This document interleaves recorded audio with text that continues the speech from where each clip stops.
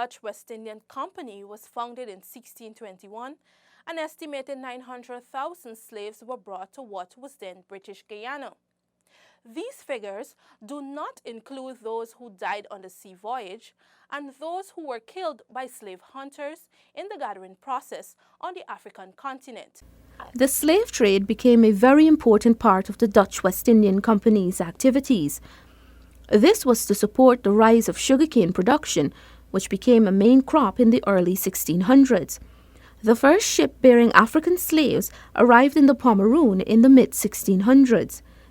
We do know that most of the Africans who came to Guyana came from the west coast. And if you were to go to Ghana, for example, and you were to look at the faces of people there, you'll believe you're looking at Guyanese faces. So Ghana, Nigeria, that West African part, perhaps all the way down to Angola. By 1660, there were about 2,500 enslaved Africans in British Guyana.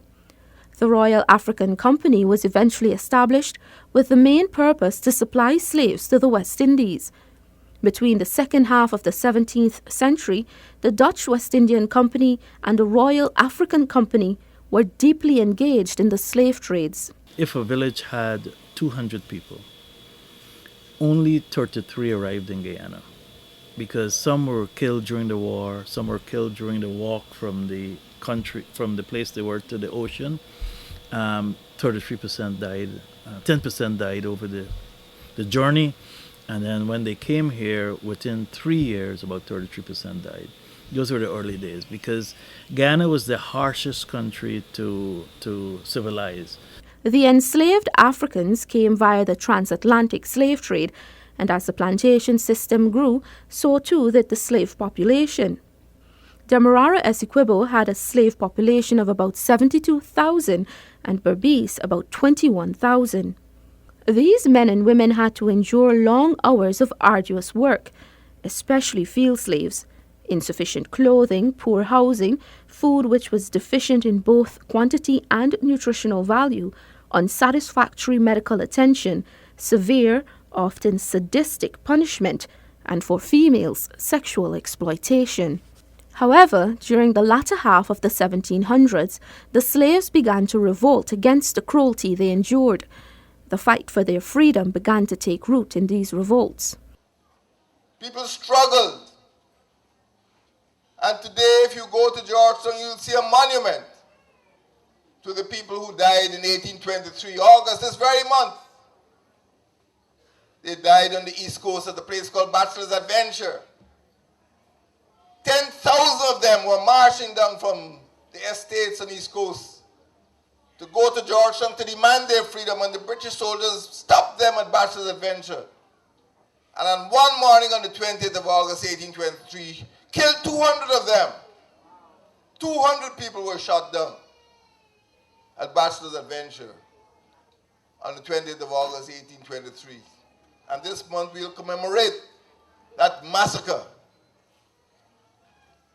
And then again, if you go to Essequibo Coast, you'll see a monument at Guyana, a monument to Damon, the leader of a revolt in 1834.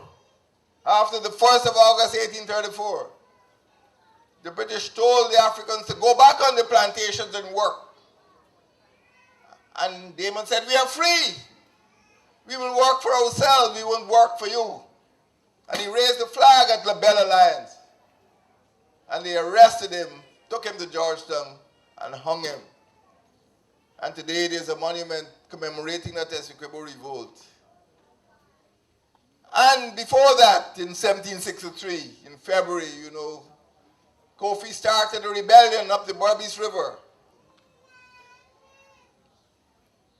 And that rebellion is commemorated again, as you know, in a great monument, the 1763 monument in Georgetown. So the Demerara Revolt, the Essequibo Revolt, and the Mardis Revolt were all part of that emancipation struggle. Across the Atlantic, too, the Europeans who once embraced slavery were now opposing it. The British Parliament outlawed the Atlantic slave trade in 1807, and in 1833 the Abolition Bill paved the way for emancipation on August 1, 1838, in British dominions. That movement that culminated on the 1st of August 1838. But that movement started a second movement, and that was the village movement, and that's why we have places like Ithaca. Because people, they were not tired of working, but they were tired of being beaten, as you saw in this beautiful skit. They're tired of being whipped and kicked. They're tired of being tortured. And they moved out of the plantations, not because they were lazy or they didn't want to work, but they did not want the degradation of the punishment that they received at the hands of the planter class.